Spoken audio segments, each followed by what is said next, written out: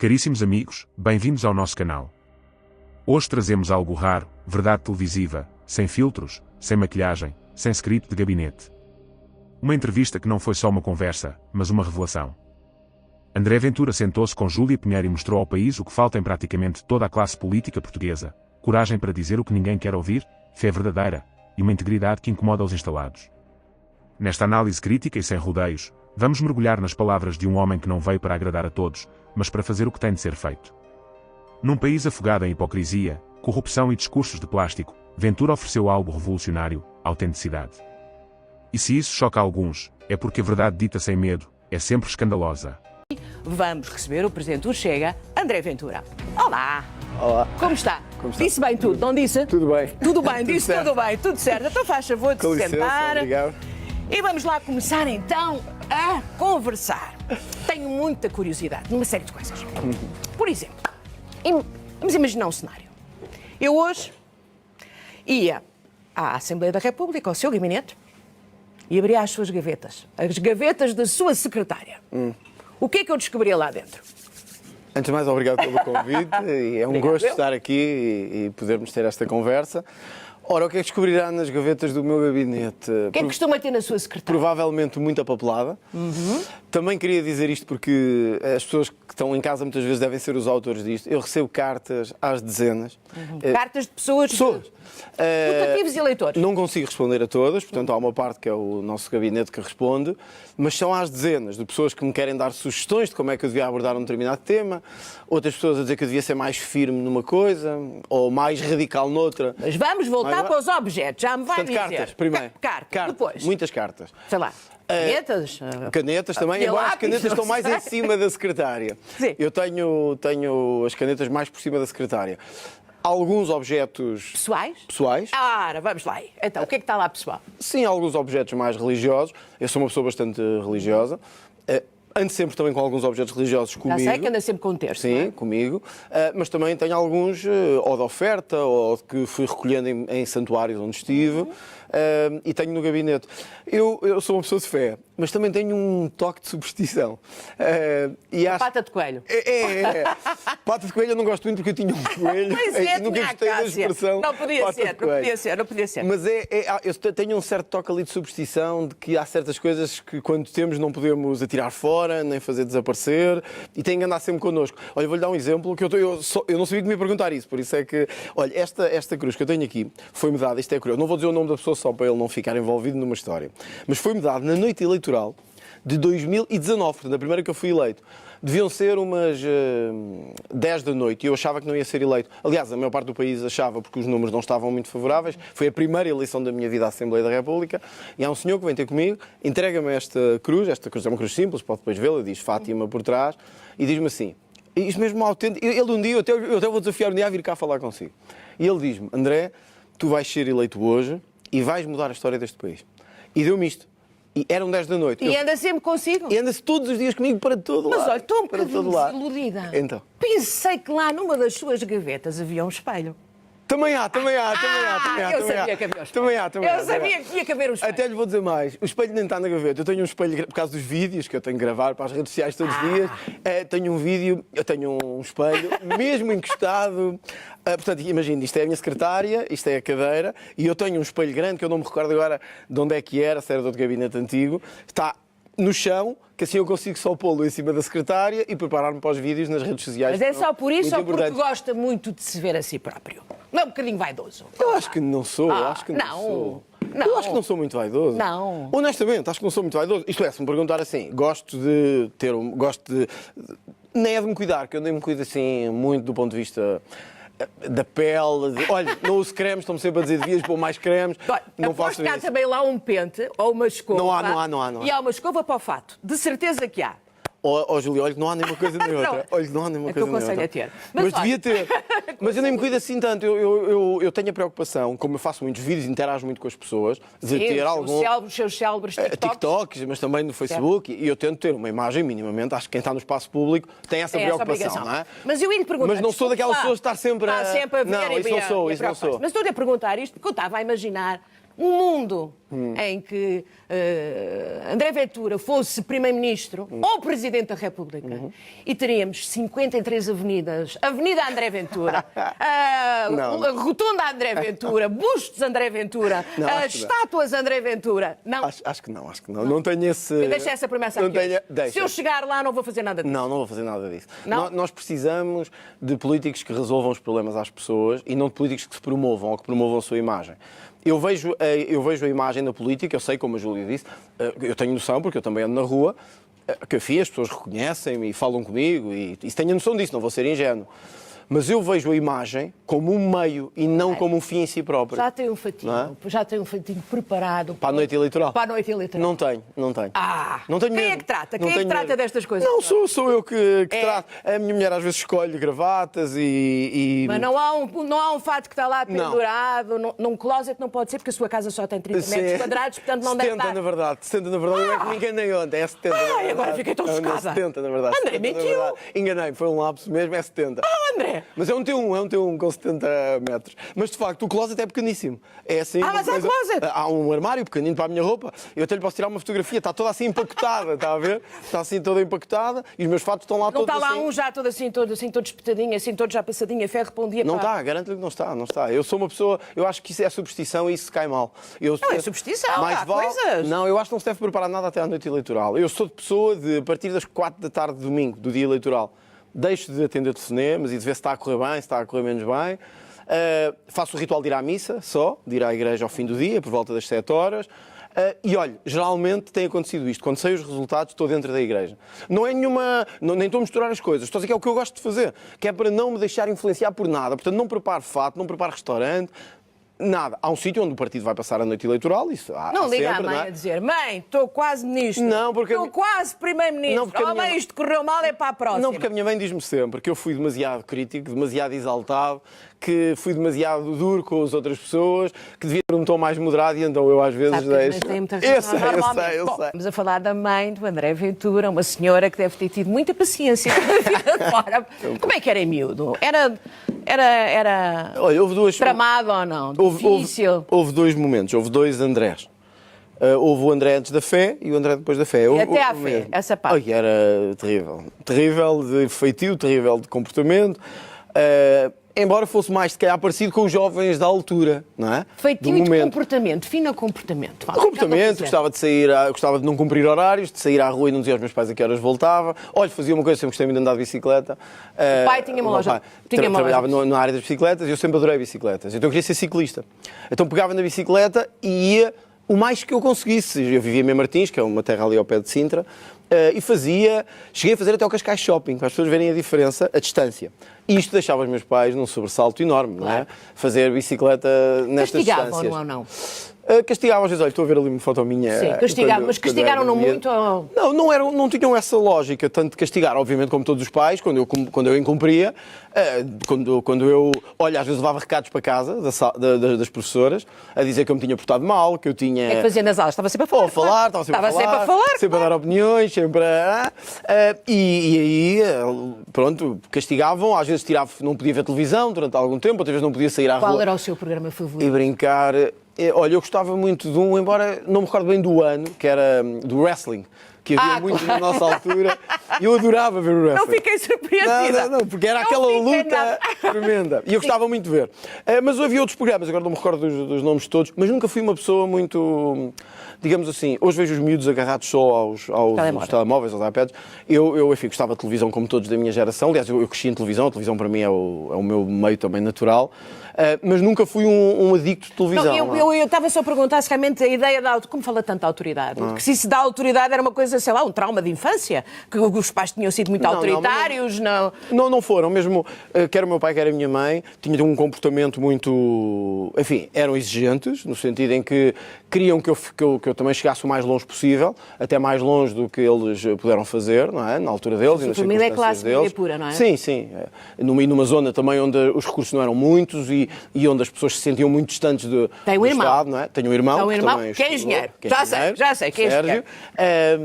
Mas foi uma educação normal. Os meus pais não eram autoritários. Agora, E não tinham, não estavam no universo da fé da forma como o André depois fica. Não, o que é que lhe aconteceu? havia duas coisas. Havia o ter que controlar gastos, e isso eu acho que não era só da minha família. Não, Acho que isso todos tínhamos que fazer, Claro. porque não se podia gastar o que não se tinha, portanto tinha que haver ali algum controle, mas acho que isso era comum aos meus amigos todos. Dois, havia uma certa liberdade, e isso também marcou muito Liberdade a minha... ideológica. Ideológica, que era, como eu tenho dito, o meu pai era mais de direita, a minha mãe era mais de esquerda, e nós crescemos, eu e o meu irmão, nesse ambiente, e entenderam que não nos devíamos batizar, ou seja, que cada um devia poder escolher Tem a um ver dia com- mais tarde. Exatamente, E isso tem a ver com uma cultura de liberdade. Uma Isso tem a ver com uma cultura de liberdade. O que é que lhe acontece aos 14 anos? O que é que acontece? Há um dia que acorda e pensa, Deus está a falar comigo? Sim, olha, é uma história até para mim difícil de contar, mas houve uma mudança muito grande na minha vida nesses momentos, porque de facto eu era um miúdo normal, e normal aqui, enfim, mal comportado, mas quem não é mal comportado nesta idade devia ser. Devia às ser, vezes porque depois- mais tarde é pior. Mais tarde é pior. Portanto, eu era um mal comportado normal, que os miúdos desta altura eram, e houve um dia em que eu senti necessidade de conhecer uma coisa de que eu sentia que era diferente dos outros. Ou seja, a maior parte da minha geração era batizada. A maior parte, hoje já não é tanto assim, mas da minha geração, eu tenho 42 anos, a maior parte eram batizados, e eu talvez já tivesse essa questão lá. Portanto, isto para não atribuir isto tudo a uma coisa, não é? Ou seja, sim. Portanto, superior. Ou seja, na base intelectual já devia estar uma certa dúvida, que é porque é que eu tenho uma coisa que os outros não têm? Porque é que me deram a liberdade para isto? Mas houve um dia que eu tive que ir, eu senti mesmo necessidade de ir à igreja. E olha, eu vou-lhe contar esta história que é mesmo... É sem espinhas. Eu saí de casa a pé, portanto, em Mem Martins a igreja é do outro lado, é no Algueirão. Tem que se passar pela estação, quem conhece Mem Martins sabe, tem que se passar por um túnel numa estação, ir para o outro lado e subir a reta toda até à igreja lá acima. Júlio, eu fiz isto sozinho, sem... Tinha 14 anos. Tinha 14 anos, fiz sozinho, mas não Portanto, podia... ascendeu. Fui lá, quis ir eu próprio. Subiu. Lembro-me de chegar, dizer a uma senhora que queria conhecer mais daquilo. A senhora meteu-me numa sala onde só havia livros, não me lembro o que é que havia mais, só havia livros, eu fiquei ali um bocado e depois veio um senhor falar comigo e dizer, olha, isto não é muito apropriado, se eu estar aqui assim sozinho. Há uns grupos de jovens que funcionam aqui e que é o melhor para a sua idade, porque não o posso deixar aqui sozinho. É assim que começa. Eu começo a participar nos grupos de jovens, que funcionavam todos os domingos na igreja de Algueirão Mem Martins, e a partir desse momento eu nunca mais larguei a fé. Depois há os que dizem que eu me tornei uma pessoa demasiado radical na fé, eu deixo isso para os outros, não gosto de avaliar a mim próprio. Mas a verdade é que a fé tornou-se... Não, mas vai para o seminário, vou para o não é? Vai seminário. para o seminário. E isso pressupõe, porque vai para o seminário com 17 anos, e aos 17 Sim. anos já se pensa, Sim, claro. já se tem algum raciocínio, Sim. não é? Ora, eu pergunto, o que é que o fascina... Portanto, isso tem a ver com uma certa dimensão da fé no seu todo, ou que o fascinava também era o ritual, o momento a igreja, o padre, a centralidade do padre, que tem assim uma espécie de palco... Porque eu acho que o André gosta muito de palco. Hoje a política leva-me a ter palco. Não sei se não estava já lá. Mas com 14 anos é difícil também avaliar isso, honestamente, assim, esta distância. Mas não achava fantástico o padre estar ali, ser o centro das atenções? Mas, Júlio, eu podia achar isso se eu soubesse que era assim. Só que eu não sabia que era assim. Eu não sei o que havia na televisão, que era o que toda a gente via. Eu não sabia que era assim.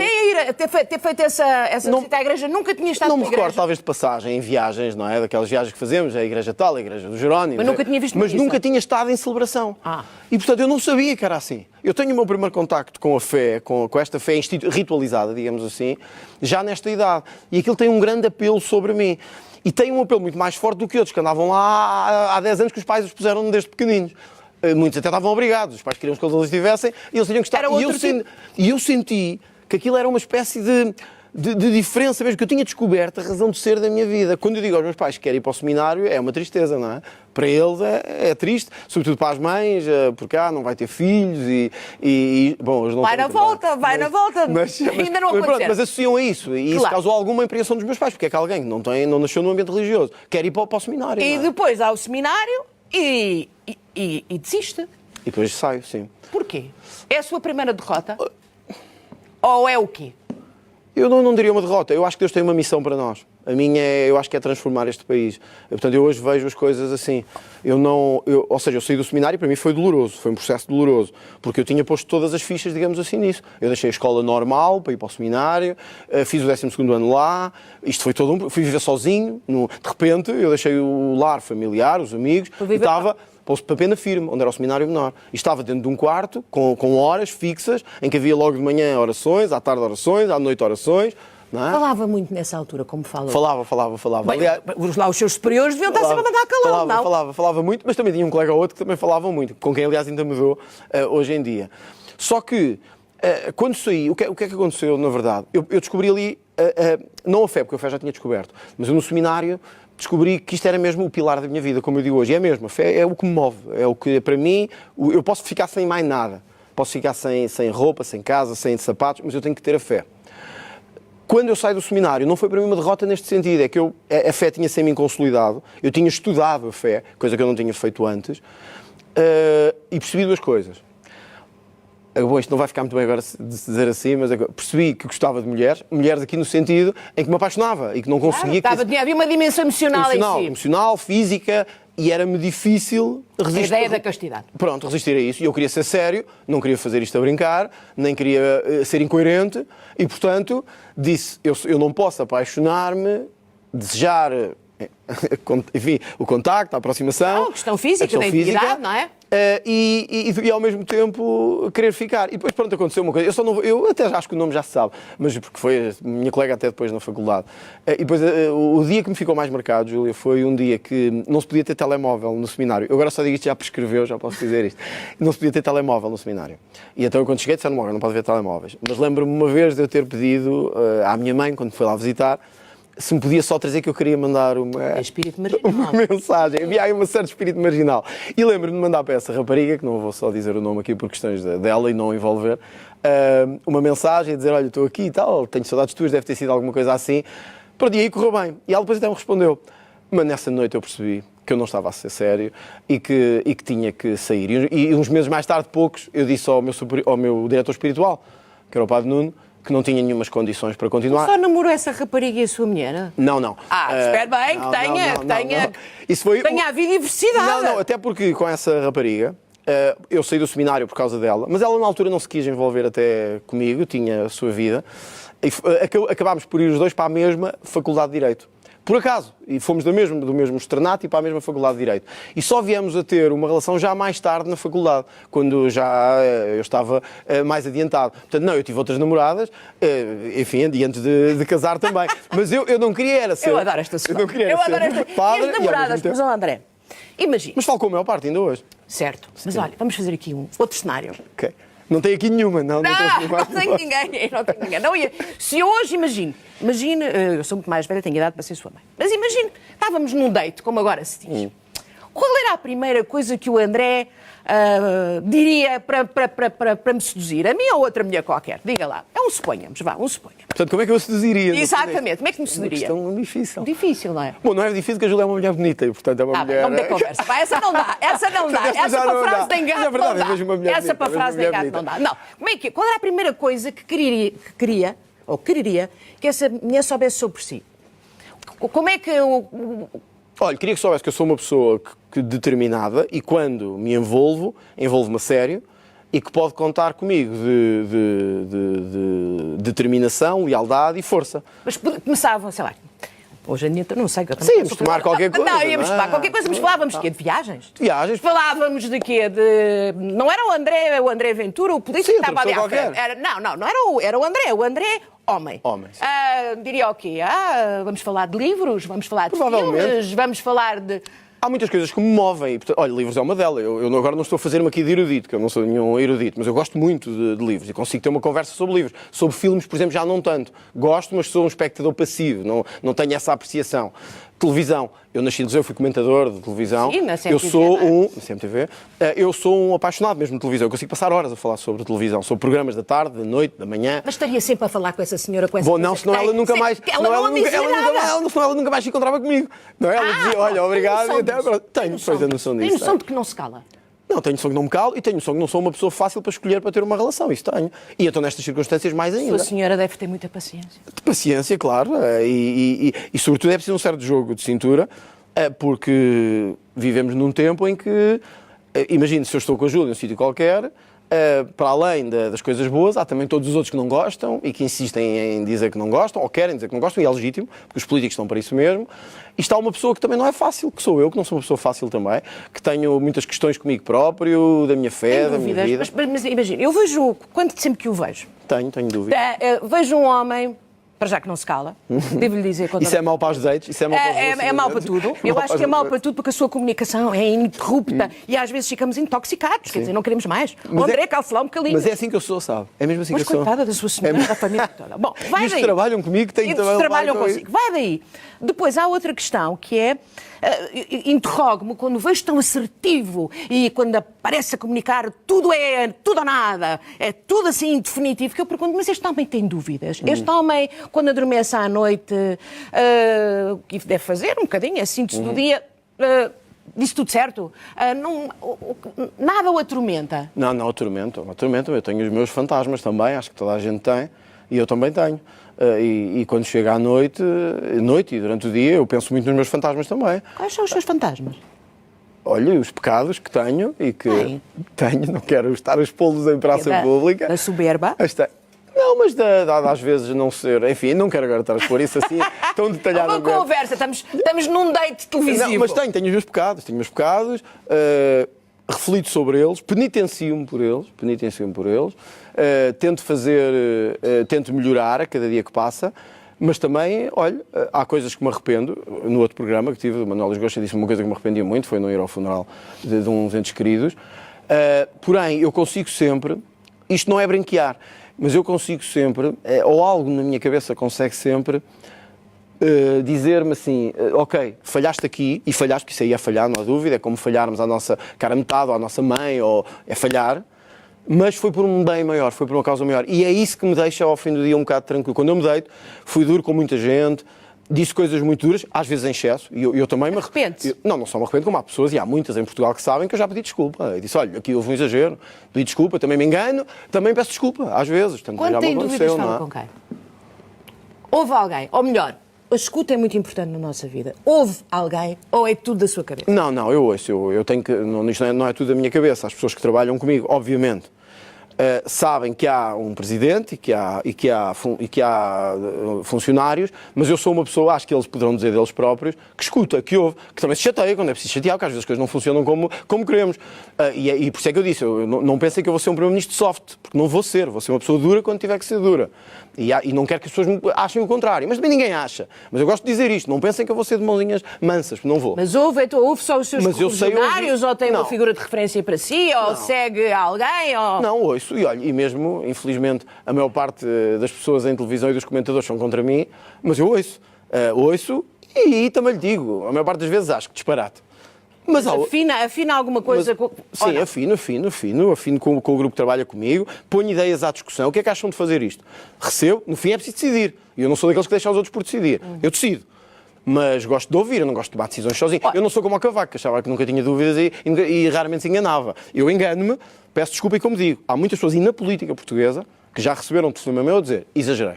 Peço desculpa por isso. Tanto de saber quem foi. Mas olha, já aconteceu. Estava muito de saber quem foi. Já aconteceu. Em 2019 faz uma coisa que é invulgar. Funda um partido. Ou seja, e o partido... André, o partido é o André. Temos sempre a sensação, quando há novas eleições, em que o André é de novo eleito presidente, que não há mais ninguém. Mas isso não é bem assim, Júlia, hoje. Há espaço para outros, não? Há muito espaço. Nós temos... Repare, é um partido que nasce numas circunstâncias muito específicas. Nasce 2019, não é? Em 2018 começa a ser formado, quando eu saio do PSD, depois de ser eleito na Câmara de Louros, eu corto com o PSD em 2018, depois da eleição do Rui Rio, crio este movimento, que se torna depois um partido, mas que nasce muito à volta, porque era a única figura mais conhecida que tinha na altura, do próprio fundador. Nós hoje dizemos assim, bom, o Chega é o André Ventura. Eu não me quero comparar de longe, e a história há de fazer o juízo sobre nós, sobre todos nós. Quando o PSD nasceu, era Sá Carneiro. Não era mais nada. Só nós hoje não concordo nada consigo. Mas é verdade, é um pouco verdade. Não concordo. Oh, Júlia, tanto que se dizia, quando o Sá Carneiro morreu, o PSD vai acabar. Não. Eu já era crescida nessa altura. O André provavelmente já não... O PS era bebê. O PS era Mário Soares. E era a grande figura aglutinadora. Continua lá. Há pessoas que dizem, o André Ventura ocupa o espaço todo do Chega. Hoje o Chega tem 50 deputados. Alguns deles estão nas televisões todos os dias, praticamente, e que são parte do nosso grupo de deputados. Agora, de facto, eu tenho muito mais presença, mas também há uma crítica a fazer à comunicação social. É que geralmente só vai onde eu vou. E quando vão outros deputados, não vai. Quando eu vejo que no PS e no PSD, às vezes estão outras pessoas e têm tempo de antena. Os do Chega não têm. E, portanto, há só a ideia... André? Por que será? Porque também interessa a alguma comunicação social passar a ideia que é só o André Ventura. Ou, de facto, as pessoas que se regimentaram à sua volta, não vou fazer juízos, não conheço as pessoas todas, mas dá a sensação de uma certa... Como é que eu ia dizer? de uma certa fragilidade, de uma certa... Como nos vemos, por exemplo, comunicar na Assembleia da República. Porque estamos sempre a comparar. A vida é comparar. Não, mas estamos sempre a dizer assim, o André Ventura discursa de uma determinada maneira. Que é única no sentido em que é diferente dos outros. Não é melhor. É um bom tribuno, mas exagera. Exato, mas eu sei que às vezes exagero. Exagero. E às vezes digo, mas também o país precisava de ouvir algumas verdades, que não ouviu nos últimos 50 anos. Mas é como eu sou. E eu não gosto de não ser autêntico. Eu gosto de ser como sou. Desde que há um Chega no Parlamento, o Parlamento mudou. Mas já lá vamos, deixa-me só dizer isto. Então diga lá. Júlio, quando eu aponto à corrupção, e a 50 anos de corrupção, e a casos concretos de pessoas que enriqueceram de forma miraculosa, eu não consigo estar calmo e tranquilo. Porque sinto que tiveram a gozar connosco durante estes anos todos. E portanto, como disse assim, você está exaltado, mas eu estaria como se estivesse frente à Câmara, no Parlamento, ou consigo falar num café. Estaria exaltado à mesma. Porque sabe que isso funciona, que a exaltação funciona. Mas, Júlio, se estivermos só os dois no tal date que me estava a dizer, eu gritaria à mesma. Já está a elevar. Está a ver? Já está. Não, e gritaria à mesma. Já vim embora. Não, podiam fechar as câmaras e me perguntasse assim, o que é que acha do José Sócrates? Eu exaltava-me. E eu diria, foi gamar como nós não olha, vimos. José Sócrates ainda não foi condenado. Mas nós ouvimos, Júlio, e vimos. Nós ouvimos não e vimos. Não foi condenado. Nós ouvimos e vimos. Mas olha, diga-me lá, vamos lá então. Portanto, isto para lhe dizer o seguinte, eu acho que os outros deputados às vezes são um bocado mal julgados, e os outros dirigentes, porque dizem assim, deviam discursar como o André Ventura e falar como o André Ventura. Não é que eu falo melhor nem pior, mas eu tenho uma personalidade própria, sou desta forma. Às vezes comparo, olha, vou-lhe dar o exemplo da Rita Matias. A Rita Matias é uma jovem, com 20 e poucos anos, é uma das deputadas mais conhecidas do país, tem tocado em imensas causas dos meios mais conservadores, mais católicos, mas tem tocado. As pessoas estão contentíssimas com ela. O líder... São as pessoas que estão contentíssimas. Olha, os setores mais até conservadores, de ter uma voz no Parlamento pela primeira vez, que defende, por exemplo, a não endoutrinação das crianças nas escolas. Por exemplo, eu sei, mas repare, não vamos para aí. Não, o que eu quero dizer é, há um certo eleitorado que concorda. E não tínhamos isso. Então, mas diga-me lá, não acha que também faz falta haver esta parte de representatividade? Tem que haver, a democracia é assim. Todas as ideias são válidas, desde que manifestas em liberdade, mas não aos gritos na Assembleia. Júlia, mas às vezes tem que ser. Não tem nada que ser. Às vezes tem que ser. Mas os seus pais não o educaram a ouvir os outros. Mas é que às vezes não é uma questão de educação. Mas eu ouço também. Só que depois quero-lhes dizer de voz alta que andaram a roubar-nos durante 50 anos. Mas não precisa gritar para isso. Se calhar é mais eficaz dizer mais baixo. E outras coisas. Às vezes não é o roubar durante 50 anos. É a falta de vergonha na cara. De quando temos, como aconteceu este mês, muitas pessoas que nos estão a ver devem saber isto. Quando nós chamamos a Ministra da Saúde, uma vez, 2 vezes, 3 vezes, e depois me dizem que houve 5 mortes porque as urgências estavam fechadas. Mas a falar de corrupção não é a mesma coisa. Não, mas não baralhas, é outra coisa que faz constantemente. Estou a dar outro exemplo para não dizer que eu só falo de corrupção. Só para dizer que eu não só falo de corrupção. Pronto, então ponha lá aí ponto e vírgula. Eu acho que metade andou a gamar neste país nos últimos 50 anos. Ponto e vírgula. Saúde. Chamamos a Ministra da Saúde uma vez, 2, 3, 4. Está tudo bem, não se preocupem, estamos a fazer o possível, o país está a andar. Ligamos a televisão num fim de semana. 10 urgências fechadas no tempo da Páscoa, uma grávida que ficou não sei quantas horas por atender, pessoas que morreram à porta da urgência. E o que é que o André e o Chega vão fazer se forem a governo? Olha, há uma coisa que lhe garanto. Não vamos ter telefonemas para as urgências. Porque isso é mentira às pessoas. Obrigar as pessoas a ligar para uma urgência... É só essa a sua grande solução? Não, estou-lhe a dar um exemplo de como o governo maquilha os números e quando as pessoas chegam lá não há atendimento. Quando me diz assim, grita muito, grito, porque eu não posso ter no meu país uma grávida que não tem atendimento, com os impostos que nós pagamos. Não é aceitável. Então diz-me, isso é falta de educação? Não é. É para aqueles tipos terem vergonha na cara do que fazem. Mas o que é que vai fazer? Olha, então, mas é para falarmos sobre isso. Vamos falar sobre isso, então. 3 coisas. Então, estamos aqui a falar também do seu edifício. 3 coisas para as pessoas saberem. O que é que vai fazer? Nós temos no Ministério da Saúde o maior monstro que há em Portugal. Todos os anos, Júlia, todos os anos, o Ministério da Saúde tem um nível de desperdício, atenção, de desperdício e fraude, na casa dos 1.000 milhões... Fraude, desperdício e fraude. 1.000 milhões de euros. 1.000 milhões de euros. O que é que fará para mudar isso? Não me diga o que tem. Diga o que é que vai fazer. Para dizer o que vou fazer, tenho que dizer o que tem primeiro. Pronto. Isto é o que tem. O que é que nós temos que fazer? Controlar este desperdício, afastar estas gestões que estão, estes grupos de gestão que estão há anos, uns a mudarem-se atrás dos outros, PS, PSD, por cartão de partido, e que só aumentam o desperdício e a fraude. Portanto, vamos mudar isso e pôr uma gestão eficiente no Serviço Nacional de Saúde. Isso é muito importante, para que quem vá não esteja preocupado em ser do PS, do PSD ou do Chega, mas em gerir bem. Isso é muito importante, mudar. Vamos acabar com cargos supérfluos, como o do SNS, criar o cargo de diretor do SNS. Mas para que se nós já temos um ministro, já temos secretários de Estado? Não, isto é uma das partes da reforma. Depois há a mais importante, provavelmente, qual é a mais importante? Que é conseguirmos neste país juntar saúde pública e saúde privada. Mas isso é o que já se fez e se olha, está... não se fez e está muito mal feito, porque nós continuamos a ter uma série de zonas do país com as urgências fechadas, porque não há sinergia entre o setor público e o setor privado. Continuamos a ter, e este governo também foi responsável, olha, o exemplo dos imigrantes, ficarem inativos Emigrantes, os nossos, ficam inativos nas listas. Mas os que chegam têm acesso imediatamente ao SNS. Nós vamos acabar com isto. E, portanto, eu vou dizer aqui, porque eu não quero que votem em mim ao engano.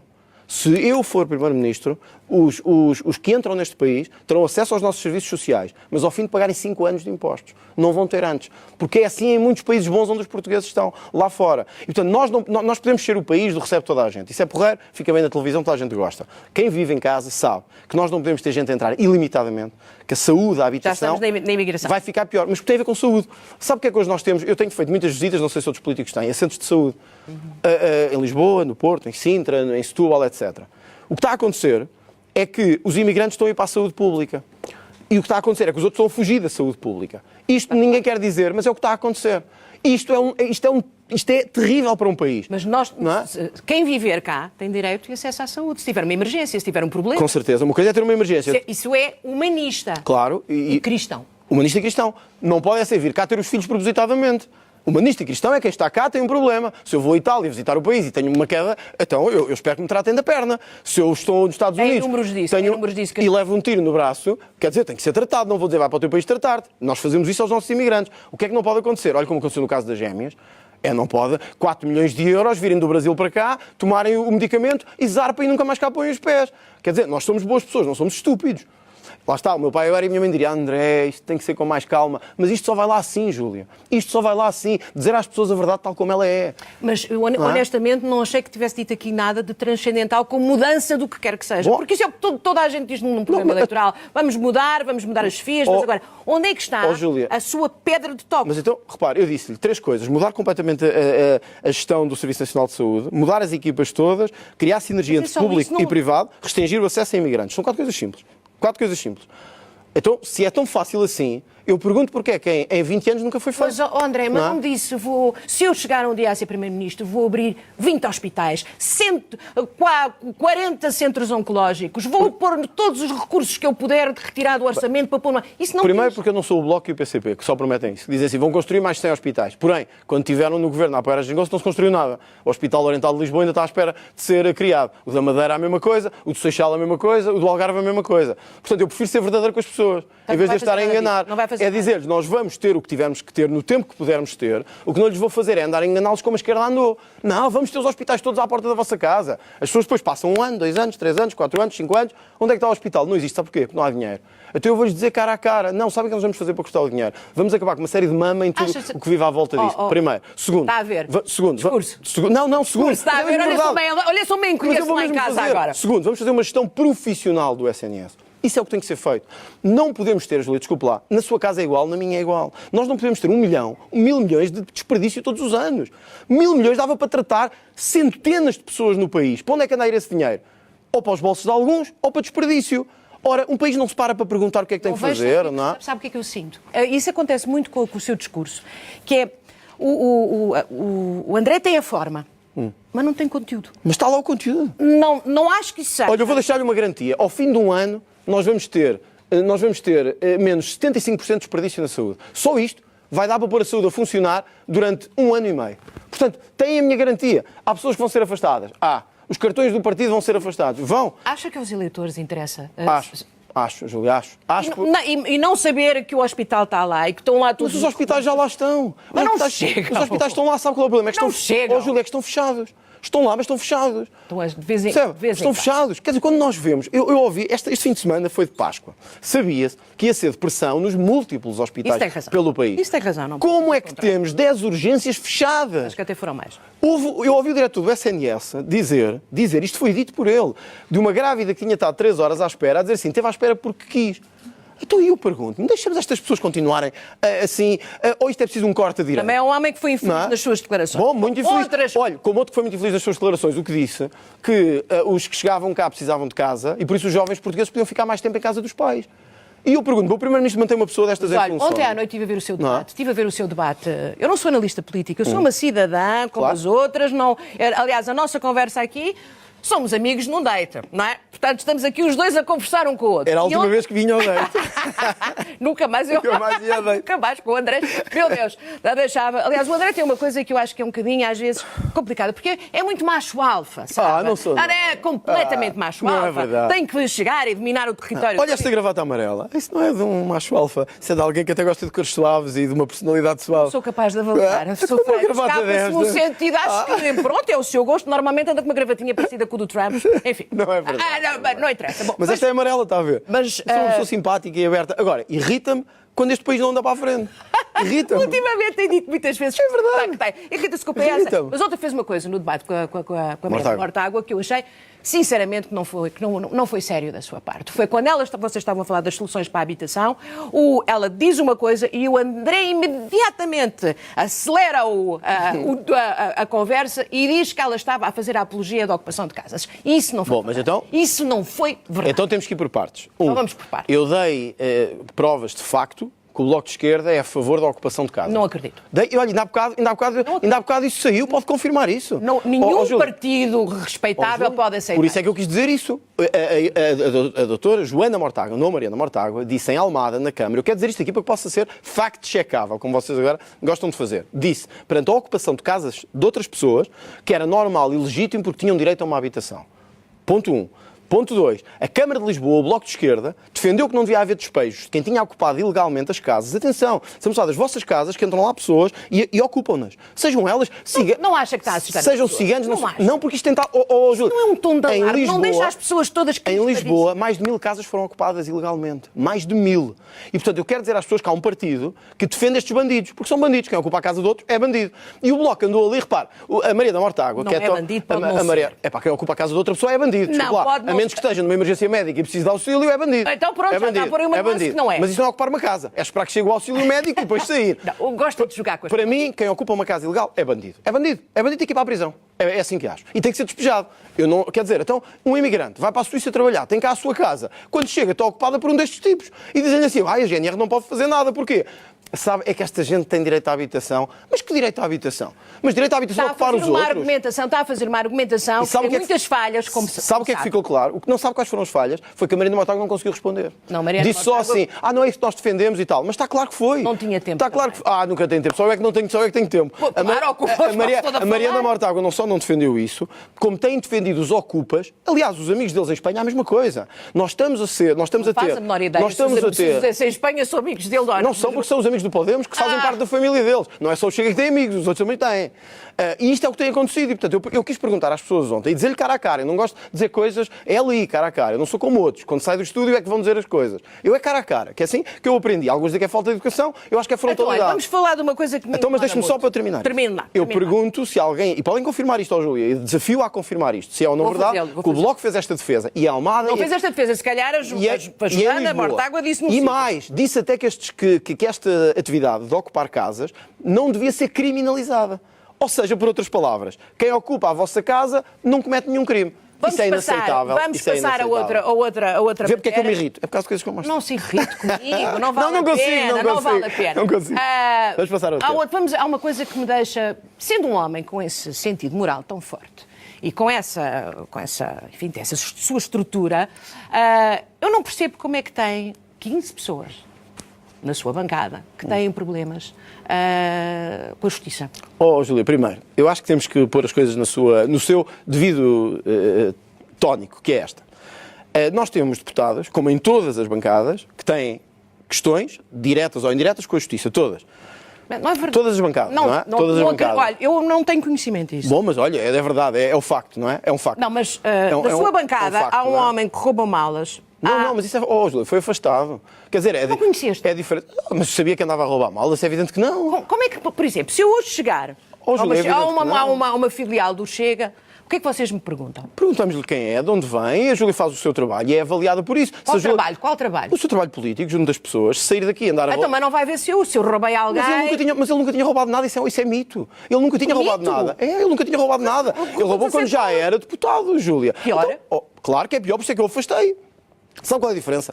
Eu cheguei de Washington às 3 da tarde de uma quinta-feira. Às 9 da noite, o Miguel Arruda já não era deputado do PSD. O Miguel Albuquerque anda a gamar milhões no PSD há anos, ainda é presidente do Governo Regional apoiado pelo PSD. Agora deixe-me falar também. Sim. O tal jovem que atropelou uma criança está na bancada do PSD. O Pinto Moreira, agora nós percebemos porquê, não é? Agora nós percebemos porquê, no PSD, envolvido em corrupção da pior, como temos visto todos os dias. Júlio, nunca fui afastado da bancada do PSD. Ficou lá até ao último dia do mandato.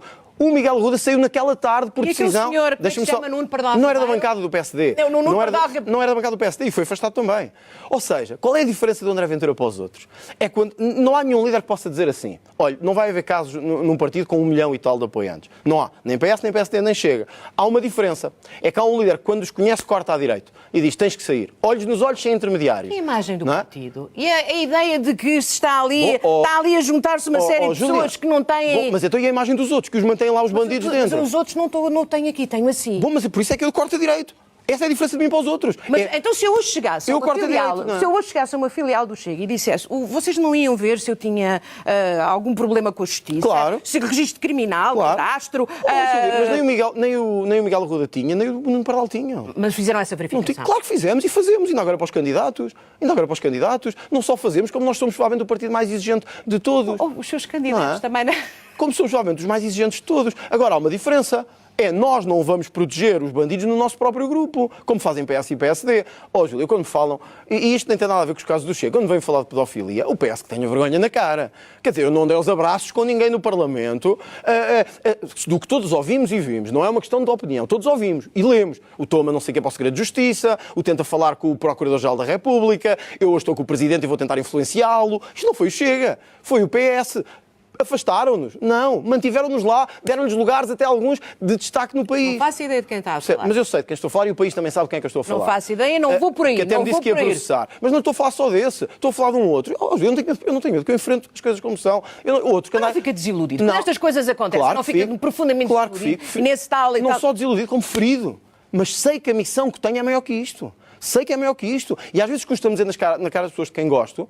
Imagina, eu estava a falar de frente para si e dizer: olha, teve este problema na sua vida. Neste momento tem que sair. Não há condições para continuar. Porquê? Porque nós, se queremos fazer uma limpeza ao país, temos que começar dentro de casa. Isto é um líder que faz o que os outros não fazem. Porque ninguém lhe vai prometer nunca. Eu percebo a sua... Júlia, nunca ninguém lhe vai prometer assim. No meu partido não vai haver caso nenhum. Ninguém. E viu-se, olha, agora com o PSD, com 60 acusados. Olha, o caso da violência doméstica do Partido Socialista ontem em Braga. Foi afastado. Se fosse o Chega, era a abertura de todos os jornais da noite. De todos. Ontem morreu o Papa. De todos. Mas deixa-me lá agora falar sobre isto. Já vamos ao Papa. Já vamos ao Papa. Só para lhe dizer isto.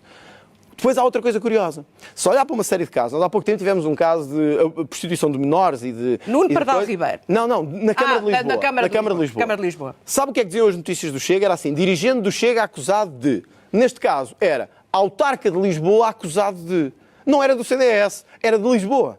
O outro era do Chega. Ou seja, eu percebo que me queiram destruir e acabar comigo e acabar com o Chega. Mas eu tenho uma mensagem para eles: não vão conseguir. Não vão conseguir porque nós temos o apoio de quem quer mesmo limpar este país. Portanto, Júlia, respondendo finalmente à sua pergunta, há casos que me doem no partido? Há casos que... Eu acho que ficava, se estivesse no seu lugar, ficava...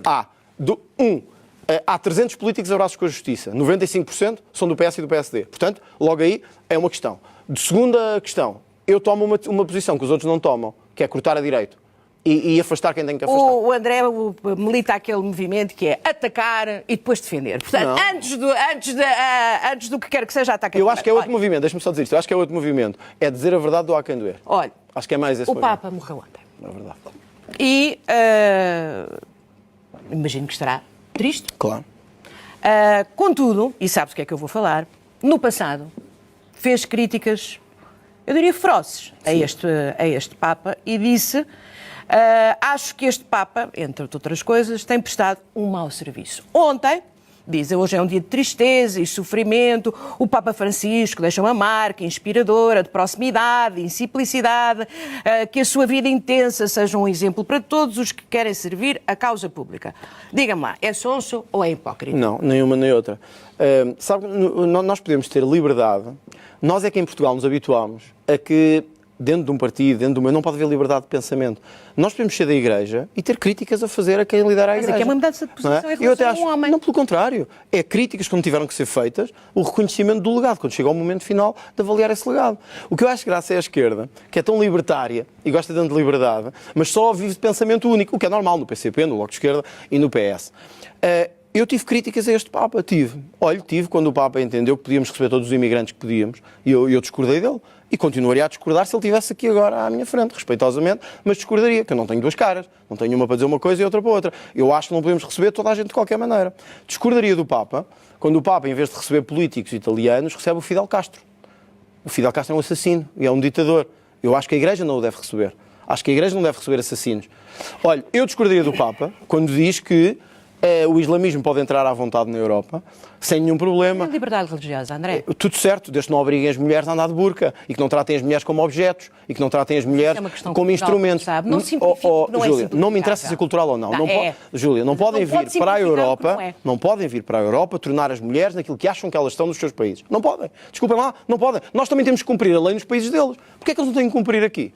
Então, quando eu vejo mulheres a andar na rua, todas cobertas com uma burca, e nós achamos isso normal, a mulher estar a ser objetificada daquela forma, e nós, como é daqueles países que a esquerda gosta, dizemos que está tudo bem. Não está tudo bem. A sua simplificação do raciocínio é espantosa para a propaganda. Não é espantosa, sabe o que é? É que o sistema não se habituou a isto durante 50 anos. Durante 50 anos habituou-se a pessoas que vinham aqui ao seu estúdio e a outros dizer o que as pessoas queriam ouvir. Eu não digo o que ninguém quer ouvir. Eu digo o que penso e digo a verdade. Portanto, houve críticas ao Papa. Houve. Isto não me leva nem por um segundo a mudar a minha posição sobre um homem que defendeu a simplicidade, a luta contra a corrupção, os pobres, e que até agora se viu no funeral, que quis um funeral simples. Então não podemos admirar um homem destes, mas ter críticas a algumas posições suas. Mas eu também não concordei com tudo o que Sá Carneiro disse. Eu também não concordei com tudo o que Afonso Henriques fez. E o Trump, concorda com tudo o que o Trump fez? Também não. Eu não sou homem, eu não sou um seguidista, Júlia. Eu tenho as minhas opiniões, eu tenho a minha cabeça, eu penso pela minha cabeça. Eu vi tão contente. Foi à tomada de posse dele, foi, sim, senhora. E viu muito contente ao lado da Marine Le Pen, por exemplo. Olha, antes isso, que a corrupção democrata que tínhamos. Antes isso, do que aquele... Marine Le Pen não quer falar. Olha, quando quiser, falamos. Olha, eu fui o único na Europa que disse o que tinha que ser dito. Que é quem é condenado por um crime destes não se pode recandidatar. Está a ver os dissabores que isto me deu no meu próprio grupo? Porque deu, claro. As pessoas não gostam. As pessoas não gostam e quando são próximos, menos ainda. Mas eu não estive... E sabe o que é que eu podia ter pensado?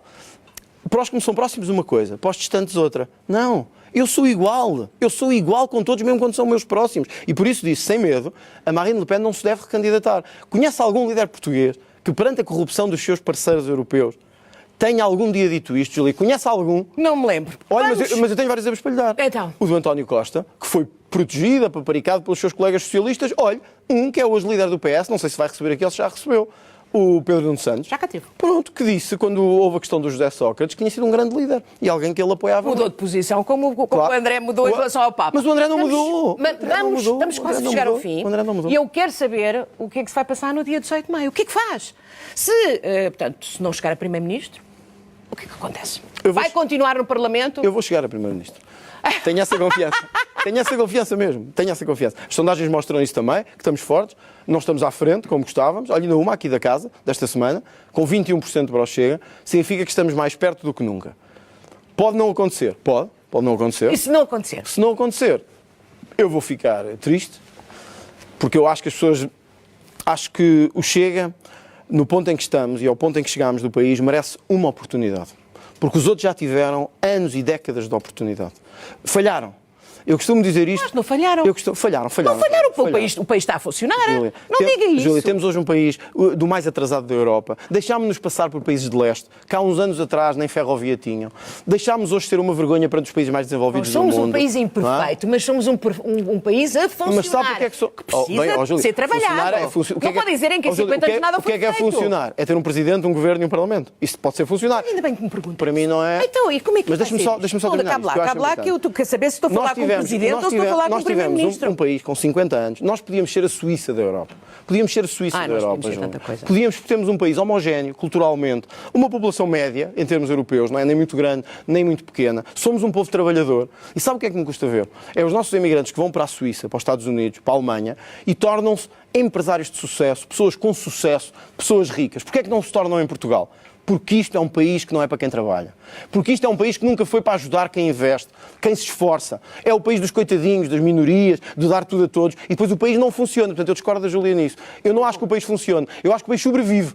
Mas deixar-me-nos passar por países como a Roménia, países como a Croácia, para mim, isso é uma dor de alma enorme. O que é que vai acontecer no dia 18, Por isso, no dia 18, eu espero ganhar. Espera ganhar. Mas se não ganhar, fica triste, já me disse. Agora, portanto, não vai usar aquele fato.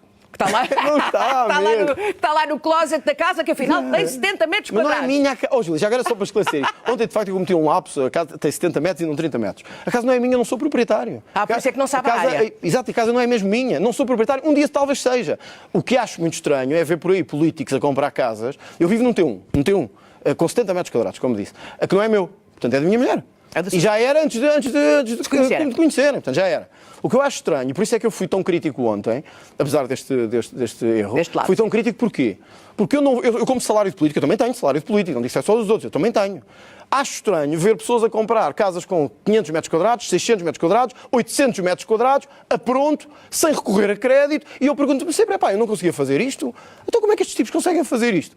E, portanto, quando eles não gostam, dizem isto é populismo. Não é populismo, é exigência. É exigência, Júlia. Não é exigência. Vamos, quer saber, se no dia 18 não consegui vestir o fato, e pronto, andou com o seu amuleto, não é um amuleto, porque o que tem é uma cruz, não é um amuleto, andou com essas coisas todas. A Júlia convida-me para eu vir na semana seguinte, para eu falar consigo. Para dizer o quê? Para dizer o que vai na alma. Não, pode vir, mas Presidente da República, vamos dizer, afinal de contas, vou Presidente da República. Vamos fazer assim. Ou o André vai a todas. Vamos fazer assim. Não, o André nunca foi a pessoa de ir a todas.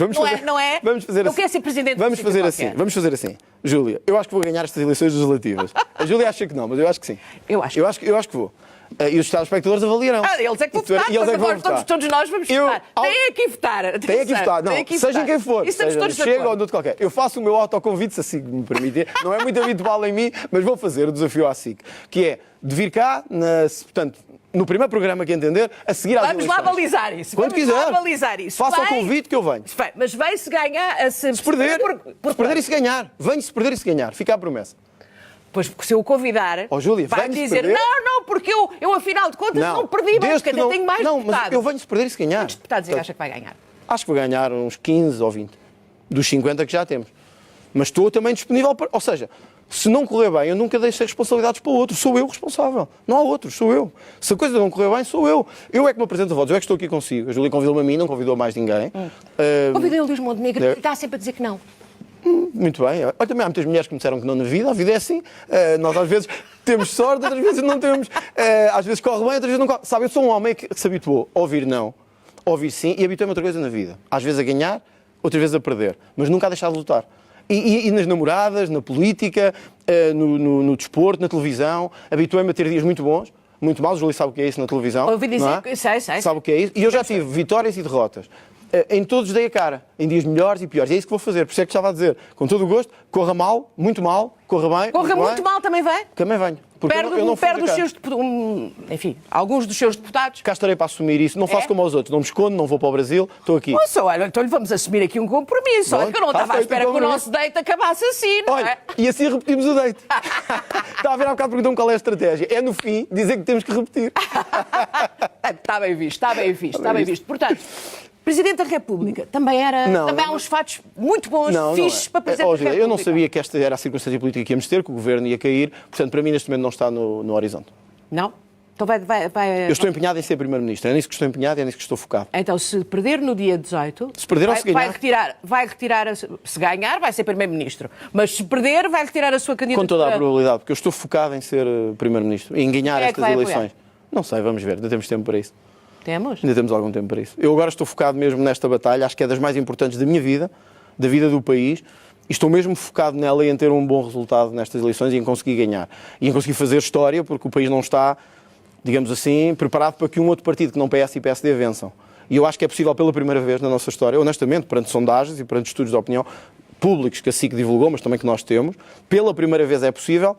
Votem, não deixem, votem e atenção contigo, votem não Chega.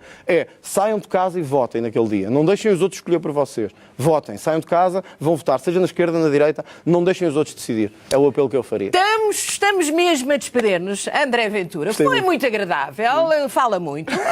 Eu tinha aqui preparado um momento em que metê-lo em silêncio. Não consegui. É difícil. É difícil, mas deve haver difícil. momentos em que está em silêncio. Mas pronto. Agora está, está a ouvir. Há alguns momentos em que estou em silêncio. É? Alguns momentos, sobretudo alguns momentos de oração e de tristeza. Eu tendo a ficar mais em silêncio quando fico mais triste. Muito bem. Não sei o que é que vai acontecer no dia 18, mas Eu. parece que nos vamos encontrar depois. Muito obrigada. Conclusão. Esta não foi apenas mais uma entrevista. Foi um murro na mesa do regime. Uma aula de verticalidade e sentido de missão. André Ventura expôs-se, assumiu, explicou e atacou sem vacilar. Não escondeu o passado, não fugiu das perguntas difíceis e, mais importante, não poupou ninguém, nem os seus, nem os de fora. Fala com fé, com firmeza e com uma moral que escasseia entre os políticos de poltrona e tachos dourados. Não vive de promessas impossíveis, vive de compromissos reais. Não mora em mansões, não tem empresas fantasmas, não se esconde atrás de spin doctors. Mora num T1, carrega uma cruz e traz consigo milhões de portugueses que estão fartos de serem tratados como idiotas. É isso que o sistema teme. É por isso que o querem silenciar. Mas a verdade não se cala. Porque quando um homem tem fé, tem espinha, tem povo, e não tem medo, esse homem torna-se imparável. Se gostou deste conteúdo, partilhe, deixe o seu gosto e ative as notificações para acompanhar todas as nossas atualizações. Convidamo-lo igualmente a subscrever o nosso canal de assuntos internacionais, Prime View World TV com o link na descrição, e a colaborar na divulgação de informações relevantes e verdades que merecem ser conhecidas. A sua participação é fundamental. Obrigado.